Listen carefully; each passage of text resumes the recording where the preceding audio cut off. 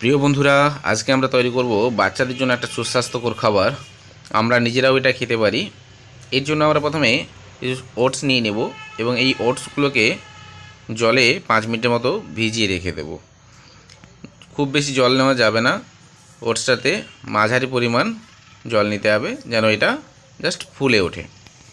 এরপর 5 মিনিট পর আমরা এতে কিছু উপকরণ অ্যাড করে দেব। যেমন আমি এখানে দিয়ে দিয়েছি গাজর কুচি এবং ক্যাপসিকাম, দিয়ে দিয়েছি পেঁয়াজ কুচি, দিলাম সামান্য পরিমাণ হলুদ, লবণ। এরপর এতে একটা আমরা ডিম ভেঙে দিয়ে দেবো। তো এখন আমি ডিমটাকে ভেঙে নিচ্ছি।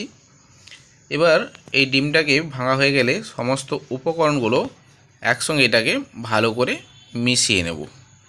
তো ডিম এবং সমস্ত উপকরণগুলো খুব ভালো করে মিশিয়ে নিচ্ছি। এটা মিশিয়ে নিয়ে সুন্দর একটা ব্যাটার তৈরি হয়ে যাবে।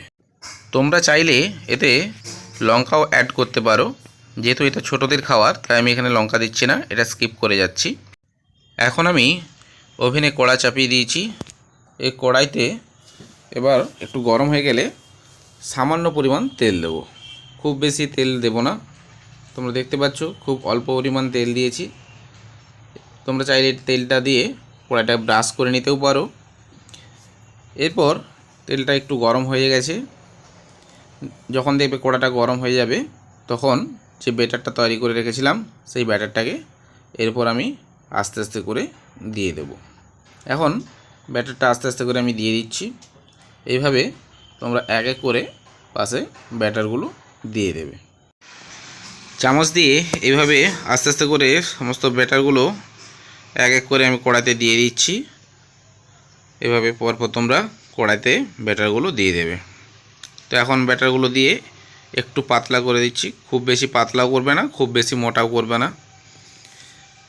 এইভাবে এগুলো সামান্য আঁচে বা হালকা আঁচে এগুলোকে ভাজতে হবে।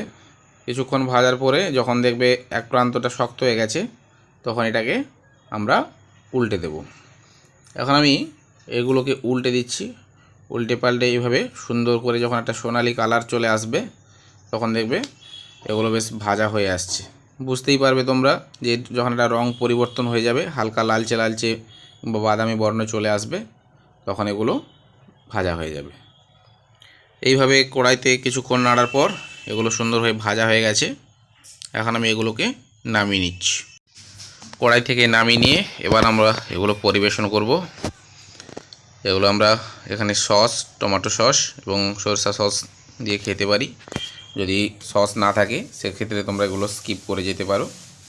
এই ধরনের ভালো সুস্বাস্থ্যকর খাবার তৈরি করতে আমার চ্যানেলের সঙ্গে থেকো এবং কেমন লাগলো তোমরা আমাকে কমেন্ট করে জানিও। এখানে দেখো আমার ছেলে খাচ্ছে।